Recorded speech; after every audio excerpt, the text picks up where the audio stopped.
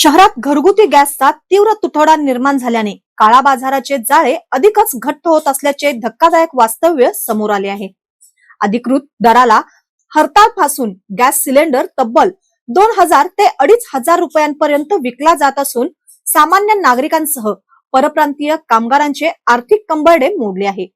या गंभीर परिस्थितीत परप्रांतीय कामगारांना वेळेवर गॅस उपलब्ध होत नसल्याने त्यांच्यावर उपासमारीची वेळ येऊ लागली आहे.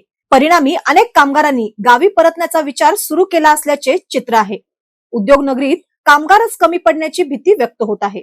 दरम्यान या तुटवड्याचा गैरफायदा घेत काही नागरिक स्वतःच्या घरातील अतिरिक्त गॅस सिलेंडर जादा दराने विक्रीस काढत असल्याचे उघड झाले आहे. विशेष म्हणजे या व्यवहारात गॅस विक्रेत्या एजन्सीतील काही कर्मचारी हाताशी धरले जात असून त्यांच्या मार्फत सिलेंडरचा काळा बाजार सुरू असल्याची चर्चा रंगली आहे.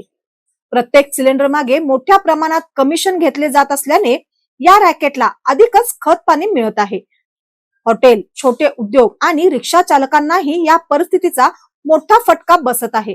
अनेक ठिकाणी गॅस अभावी पुन्हा चुली पेटू लागल्या असून व्यावसायिकांचे खर्च वाढले आहेत. शहरात वाढत चाललेल्या या बेकायदेशीर व्यवहारात तातडीने अंकुश आणण्याची मागणी नागरिकांकडून होत आहे.